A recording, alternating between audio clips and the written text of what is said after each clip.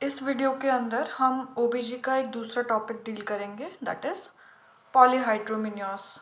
पॉलीहाइड्रोमिनियोस क्या होता है, क्या उसके कॉम्प्लिकेशन होते हैं, किस तरीके से ट्रीट किया जा सकता है, वो हम आज इसमें देखने वाले हैं।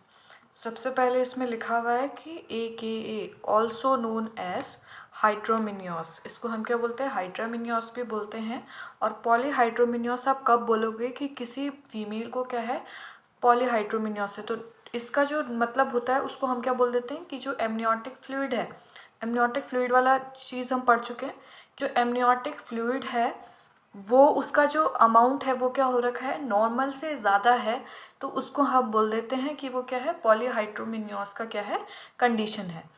अब देख लेते हैं कि इसका एनाटॉमिकल डेफिनेशन क्या है। तो जब कभी भी एनाटॉमिकल डेफिनेशन की बात आएगी तो उसमें हम बोलेंगे कि जो लिक्विड एमनियाई है, यानी कि जो एमनियोटिक फ्लूइड है, अगर वो 2000 ml से ज़्यादा देखने को मिलता है तो इसको वो क्या है, पॉलीहाइड्रोमिनियोस है। अब मान लेते हैं एग्जाम्पल कि अगर आपके पास क्या होता है, कोई फीमेल हॉस्पिटल में आती है और उसका जब आप क्या करते हो, एमनियोटिक फ्लूइड का आप पता लगाते हो तो आपको लगता है कि वो 1200 ml है, और वो लेडी कंप्लेन करती है कि वो अपना डे टू डे एक्टिविटीज़ में काम नहीं कर पा रही, उसे शॉर्टनेस ऑफ ब्रेथ है, डिस्निया है, डिस्कम्फर्ट उसे हो रहा है, तो आप उसे क्या डायग्नोस करेंगे। तो उस समय हमें ये नहीं देखना है कि जो उसका जो फ्लूइड का वॉल्यूम है वो क्या है, 1200 ml है। अब इसको थोड़ा और बढ़ने देंगे, जब तक 2000 ml नहीं होता तब तक हम इसे ट्रीट नहीं करेंगे। सो बेसिकली जब कभी भी, तो इसकी क्या है, पॉलीहाइड्रोमिनियोस की क्या है, एक क्लिनिकल डेफिनेशन भी है। तो उस क्लिनिकल डेफिनेशन को देख लेते हैं। क्लिनिकल डेफिनेशन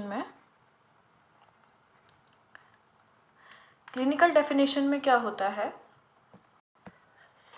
जो एमनियोटिक फ्लूइड है उसका क्या है, एक्सेसिव एक्यूमुलेशन है। तो इसको लिख देते हैं एक्सेसिव एक्यूमुलेशन। जितना भी फ्लूइड का वॉल्यूम रहे, तो अगर क्या हो रहा है, वो क्या कर रहा है, फीमेल को क्या कर रहा है, एक तरीके का अनईजीनेस फील करा रहा है, डिस्कम्फर्ट फील करा रहा है, और जिसकी वजह से, एंड इसमें एक और लाइन ऐड करेंगे, जिसकी वजह से अगर आप क्या करते हो, फीमेल का जो पैल्पेट करते हो उसके एब्डोमेन को, और उसमें आपको जो फीटस है उसका आपको लाई नहीं पता चलता, प्रेजेंटेशन आप फाइंड नहीं कर पाते, ये सब चीज़ें आप क्या नहीं कर पाते, फाइंड आउट नहीं कर पाते, तो उस समय आपको किसकी ज़रूरत पड़ेगी, या तो अल्ट्रासोनोग्राफी की या तो डॉपलर की। हार्ट बीट भी आपको नहीं सुनाई देगी, क्योंकि क्या है, पूरे के पूरे एब्डोमेन में तो एमनियोटिक फ्लूइड ही फ्लूइड है, तो बेबी को आप क्या नहीं कर सकते, पैल्पेट नहीं कर सकते, क्योंकि बेबी बहुत ज़्यादा अंदर है। तो इसीलिए आपको, अगर आपको क्या ज़रूरत पड़ने लग जाए ये सब पता करने के लिए, लाइव प्रेजेंटेशन, हार्ट रेट पता करने के लिए आपको डॉपलर की या किसी दूसरे एड की ज़रूरत पड़ने लग जाए, तो आप क्या बोलते हो कि पेशेंट को क्या है, पॉलीहाइड्रोमिनियोस है। हमने क्या कहा, एक बार दोबारा देख लेंगे कि क्या है, एक्सेसिव एमनियोटिक फ्लूइड का अकोमुलेशन है, वो वहाँ पे जो क्या कर रहा है, पेशेंट को डिस्कम्फर्ट दे रहा है, और अगर आपने पैल्पेशन किया है तो फीटस का live presentation, foetal heart rate, ये आपको नहीं सुनाई दे रहा है, जिसकी वजह से अगर आपको किसकी ज़रूरत पड़ जा रही है, डॉपलर की या फिर अल्ट्रासोनोग्राफी की आपको ज़रूरत पड़ रही है ये सब पता करने के लिए, तो उसको हम, उस कंडीशन को हम बोल देते हैं पॉलीहाइड्रोमिनियोस। आगे मैंने ऐड किया है, एंड और when an imaging help is needed, जब आपको किसकी ज़रूरत पड़ जाए, इमेजिंग हेल्प, यानी कि अल्ट्रासोनोग्राफी या डॉपलर की आपको ज़रूरत पड़ जाए, टू सब्सटेंशिएट, मतलब एड के लिए, to the clinical diagnosis of the lie and presentation of the foetus, जो मैंने आपको समझाया अभी। इसके बाद पॉलीहाइड्रोमिनियोस का एक तरीके से और तरीके से देख सकते हैं। तो हमने जब एमनियोटिक फ्लूइड पढ़ा था, तो एमनियोटिक फ्लूइड में हमने बताया था कि एमनियोटिक फ्लूइड इंडेक्स क्या होता है, और सिंगल डीप पॉकेट वो क्या होता है, वो हमने उसमें बताया था।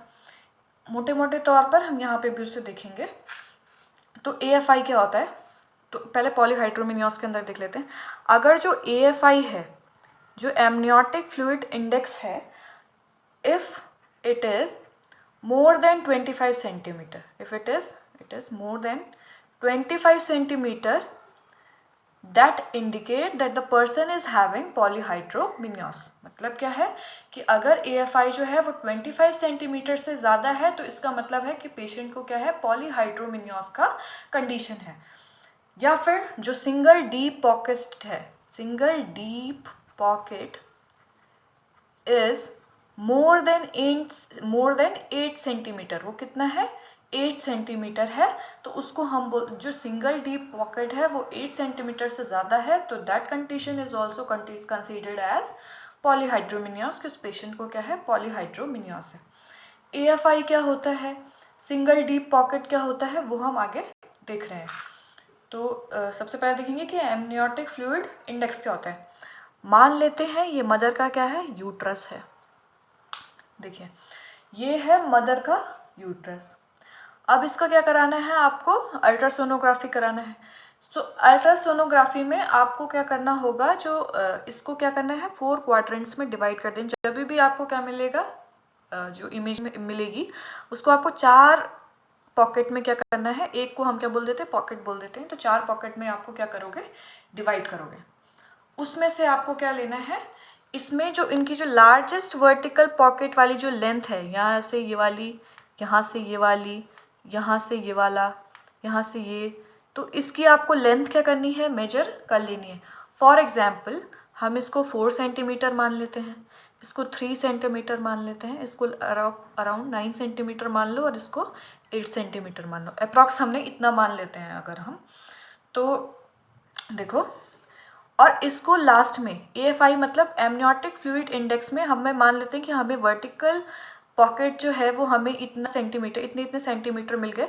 आपस में हमें AFI निकालने के लिए इनको क्या करना है, ऐड कर देना है। 3 + 4 + 8 + 9 कितना होगा, ये अप्रॉक्सीमेटली हो जाएगा 24 सेंटीमीटर। अप्रॉक्सीमेटली नहीं, मतलब 24 सेंटीमीटर हो जाएगा। ये 24 सेंटीमीटर जो होगा वो 25 से कम है। दैट मीन्स कि अभी क्या है, फीमेल जो है नॉर्मल है, उसको पॉलीहाइड्रोमिनियोस का कंडीशन नहीं है। फिर देख लेते हैं, बट अगर क्या हो, देखने को अगर क्या मिले, अब बोल रहे हैं कि सिंगल डीप पॉकेट क्या होता है, कि जो जब आपने इसको 4 पॉकेट में डिवाइड किया था, तो अगर कोई पॉकेट जो है 8 सेंटीमीटर से ज़्यादा देखने को मिलता है, जिसका वर्टिकल पॉकेट में जो लेंथ है वो 8 सेंटीमीटर से ज़्यादा देखने को मिलता है, तो उसको हम क्या बोल देते हैं, सिंगल डीपेस्ट पॉकेट बोल देते हैं। इसमें क्या है, इसमें ये 3 सेंटीमीटर है, ये 4 सेंटीमीटर है, ये 8 सेंटीमीटर है, ये 9 सेंटीमीटर। तो ये वाला जो पॉकेट है, ये वाला है सिंगल डीप पॉकेट। तो ये वाला कौन सा है, सिंगल डीप पॉकेट। तो इसका मतलब क्या रहा कि इस पेशेंट को क्या है, पॉलीहाइड्रोमिनियोस है। एग्जाम्पल में दिखाने के लिए मैंने इसको क्या कर दिया है कि यहाँ पे ये कितना हो रहा है, कुछ इस एग्जाम्पल में दिखाने के लिए कि 9 सेंटीमीटर भी आ गया और इस 24 सेंटीमीटर भी आ रहा है इसका AFI। तो इसका मतलब ये नहीं है कि ये दोनों एग्जाम्पल एक ही में है, ये मैंने समझाने के तौर पे समझा दिया। अदरवाइज ऐसा नहीं होता है कि दोनों चीज़ें क्या हो, एक ही पेशेंट में देखने को मिले। तो ये हमने पढ़ा सिंगल डीप पॉकेट, और हमने क्या पढ़ दिया, AFI पढ़ दिया। तो ये उसके अकॉर्डिंग, अगर 8 सेंटीमीटर से ज़्यादा है सिंगल डीप पॉकेट, तो वो हो जाएगा आपका पॉलीहाइड्रोमिनियोस। या फिर AFI जो है वो 25 सेंटीमीटर से ज़्यादा है, वो भी क्या हो जाता है, पॉलीहाइड्रोमिनियोस की कंडीशन को बताता है। अब बात कर लेते हैं कि क्या क्या कॉजेज़ हो सकते हैं। तो हमने देखा था कि एमनियोटिक फ्लूइड जो हो रहा था वो किसकी वजह से बन रहा था। एमनियोटिक फ्लूइड जो बन रहा था वो किसकी वजह से बन रहा था, फीटस का जो क्या था, यूरिन था, है ना। फीटस का जो यूरिन था वो क्या बना रहा था, एमनियोटिक फ्लूइड को बनने में क्या कर रहा था, ज़्यादा कॉन्ट्रीब्यूशन क्या कर रहा था, रोल प्ले कर रहा था।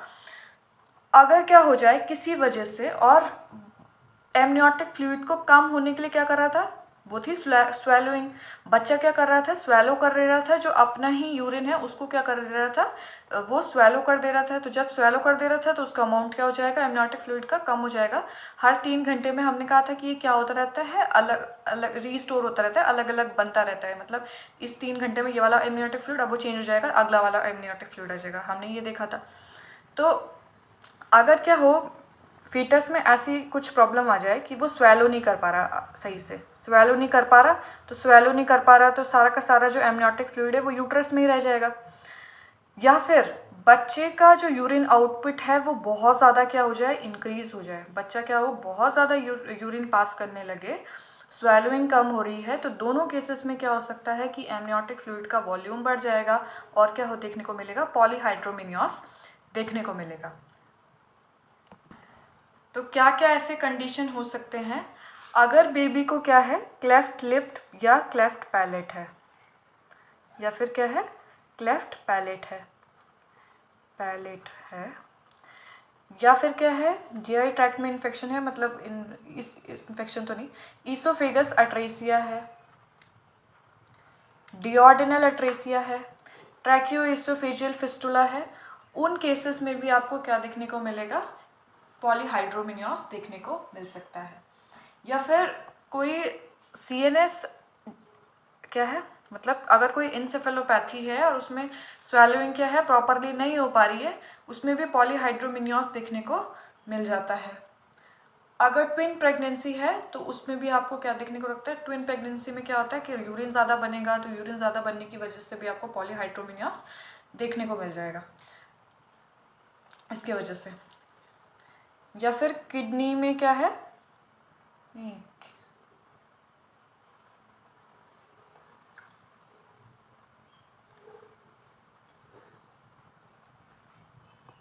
हाँ यही कॉजेस है। अब हम इसके क्लिनिकल टाइप देखेंगे। क्लिनिकल टाइप क्या होते हैं, क्लिनिकल टाइप देखिए, क्लिनिकल टाइप में होते हैं, एक होता है क्रोनिक, जो मोस्ट कॉमनली यही देखने को मिलता है कि ऐसा नहीं होता है कि एमनियोटिक फ्लूइड आज तो बिल्कुल नॉर्मल है फीमेल, अगले दिन उसका पेट में इतना ज़्यादा एमनियोटिक फ्लूइड देखने को मिल रहा है, तो ऐसा ओवरनाइट नहीं होता है। तो इसको हम बोलते हैं क्रोनिक, मोस्ट कॉमन, जो कि क्या होता है धीरे धीरे करके जो होता है एमनियोटिक फ्लूइड का जो वॉल्यूम है वो क्या हो रहा होता है, इंक्रीज हो रहा होता है। ऑनसेट जो होता है वो इंसीडियस होता है और कितना वीक्स लेता है, लगभग 2-3 वीक्स ले लेता है। फिर होता है एक्यूट, जिसका जो ऑनसेट होता है वो क्या होता है, onset is sudden, sudden onset होता है कि अचानक से क्या हो गया, एमनियोटिक फ्लूइड बढ़ गया, जो कि क्या होता है बहुत रेयर देखने को मिलता है कि अचानक से एमनियोटिक फ्लूइड का वॉल्यूम बढ़ जाए। तो ये क्या होता है, कुछ मतलब कुछ दिनों में ही बढ़ गया, फॉर फ्यू डेज, है ना, फ्यू डेज, और ऑनसेट क्या है, सडन है। तो ये क्या थे, इसके क्लिनिकल टाइप है एक्यूट और क्रोनिक। मोस्ट कॉमनली देखने को मिलता है क्रोनिक, और रेयरली देखने को मिलेगा एक्यूट वाला, जिसका ऑनसेट क्या है, सडन है, ऐसे अचानक से कुछ नहीं होता। अब हम बात करेंगे सिम्टम्स की, क्या क्या सिम्टम्स देखने को मिलते हैं अगर फीमेल को पॉलीहाइड्रोमिनियोस का कंडीशन है। सिम्टम्स में क्या देखने को मिलेगा, फीमेल को क्या देखने को मिलेगा, डिस्निया देखने को मिलेगा, क्योंकि जो है फ्लूइड वॉल्यूम ज़्यादा है, वो ऊपर क्या कर रहा है, डायफ्राम पे प्रेशर डाल रहा है, तो उसकी वजह से क्या देखने को मिलेगा, डिस्निया देखने को मिलेगा। पैल्पिटेशन साथ में लिख सकते हैं, पैल्पिटेशंस, हार्ट रेट बहुत इंक्रीज रहेगा। या अब क्या होगा, इडेमा क्यों देखने को मिलता है ये देखेंगे कि जो देखो एमनियोटिक फ्लूइड जो है वो बहुत ज़्यादा इंक्रीज़ है, एमनियोटिक फ्लूइड जो है वो इंक्रीज़ है, जिसकी वजह से क्या है, यूट्रस का साइज़ क्या हो रखा है, इंक्रीज़ हो रखा है। तो ये क्या करेगा, it large uterus will compress, it will compress inferior vena cava, ये इंफीरियर वेना कावा को क्या करेगा, प्रेस करेगा, जिसकी वजह से क्या होगा, वेनस रिटर्न जो हो जाएगा वो डिक्रीज हो जाएगा, decrease venous return, venous return कम हो जाएगा। तो इसका मतलब क्या होगा कि सारा जो फ्लूइड है वो क्या हो जाएगा, accumulate in the accumulation of fluid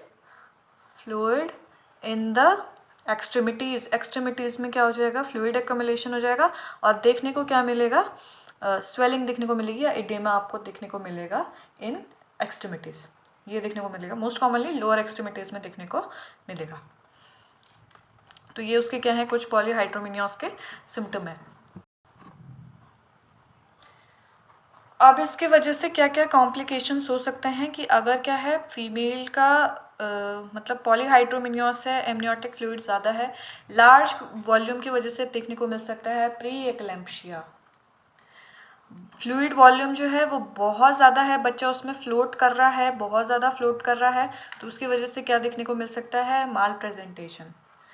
क्या देखने को मिल सकता है, क्योंकि फ्लूइड वॉल्यूम बहुत ज़्यादा है तो उसकी वजह से क्या दिख सकता है, pre mature rupture of membrane, PROM, pre mature rupture of membrane. बहुत ज़्यादा क्या है, एमनियोटिक फ्लूइड है तो ब्रेन को सिग्नल जाएगा कि क्या हो गया है, अब क्या हो रहा है, हमें क्या कर देना चाहिए, लेबर शुरू कर देना चाहिए, जिसकी वजह से क्या हो सकता है, प्रीटर्म लेबर शुरू हो जाएगा।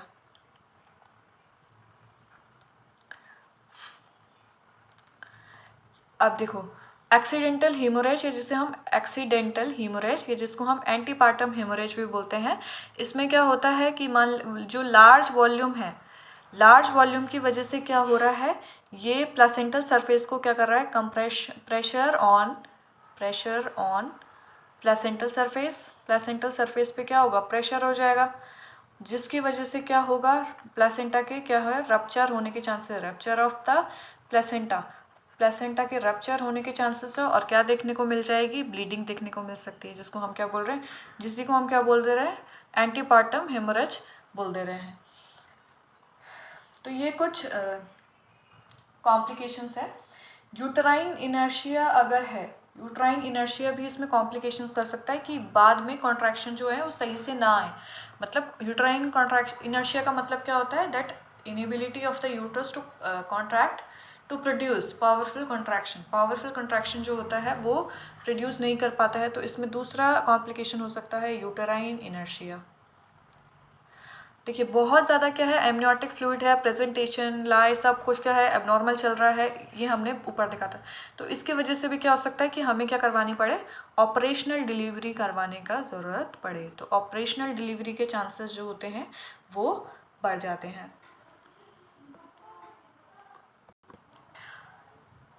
अब इसके अंदर हम क्या करेंगे, मैनेजमेंट की बात करेंगे।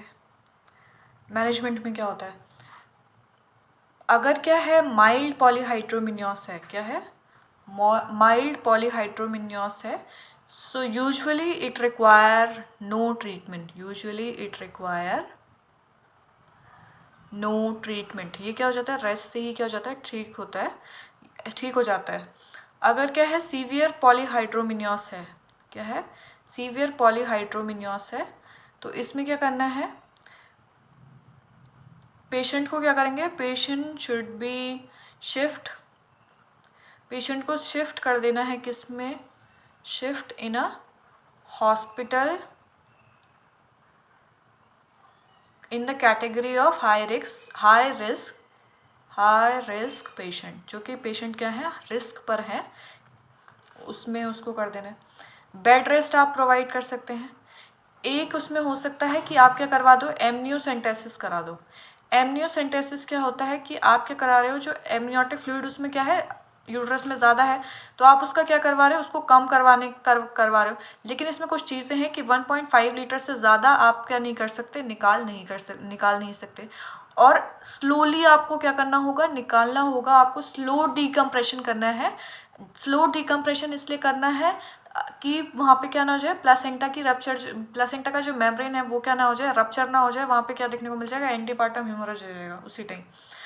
तो हेमोरेज के चांसेस ना हो इसीलिए क्या करना है, बहुत स्लो डिकम्प्रेशन करना है, 1.5 लीटर से ज़्यादा नहीं निकालना है, अदरवाइज़ वो क्या हो जाएगा, और ज़्यादा सीवियर कंडीशन हो जाएगी।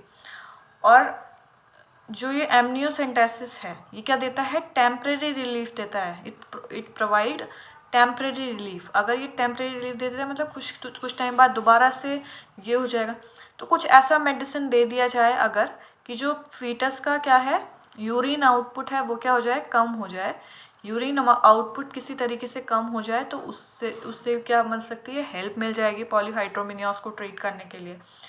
तो जो एनसेड में एक ड्रग होता है, एंस क्लास क्या है, एनसेड है, उसमें होता है एंडोमेथासिन, क्या होता है, एंडोमेथासिन होता है, जो मदर को ओरली दिया जाता है 25 mg within 6 hour. Every 6 hour में आपको देना है, जिसकी वजह से क्या होगा, एमनियोटिक फ्लूइड का जो वॉल्यूम है वो क्या हो जाएगा, कम हो जाएगा। मतलब क्यों हो जाएगा, क्योंकि जो फीटस का जो यूरिन आउटपुट है उसको क्या कर देंगे, by reducing the foetal urine output, वो क्या हो जाएगा, कम हो जाएगा। तो आज हमने जो भी पढ़ा वो हमने किसके बारे में पढ़ा, हाँ, एमनियोसेंटेसिस में एक चीज़ रह गई। एमनियोसेंटेसिस में आपको क्या करना है कि मैंने कहा स्लो डिकम्प्रेशन करना है, धीरे धीरे आप निकालोगे। वो उसका रेट क्या होना चाहिए कि आपको हर घंटे में, मतलब 1 घंटे में आपको, अगर आप निकाल रहे हो तो 1 घंटे में आपको सिर्फ 500 ml फ्लूइड ही निकालना है। 1 घंटे में आपको इतना फ्लूइड निकालना है कि वो 500 ml ही बाहर निकल पाए, जल्दी से आपको उसको नहीं निकालना है। अदरवाइज क्या हो सकता है, प्लेसेंटा का मेम्ब्रेन रप्चर हो जाएगा तो प्लेसेंटा अपनी जगह से सेपरेट हो जाएगा, जल्दी सेपरेट होने को हो जाएगा तो क्या देखने को मिल सकता है, एंटीपार्टम हेमोरेज देखने को मिल सकता है। यही था पॉलीहाइड्रोमिनियोस के बारे में। इसमें काफ़ी सारी चीज़ें हैं जो मैंने ऐसे वैसे में लिख दी, पर मैंने बोला पूरा का पूरा है, पूरा उतना ही बताया जितना कि समझने लायक था। अब है, अगर आपको ये वीडियो हेल्पफुल लगा हो तो आपको क्या करना है, चैनल को लाइक शेयर और सब्सक्राइब करना है। Thanks for watching.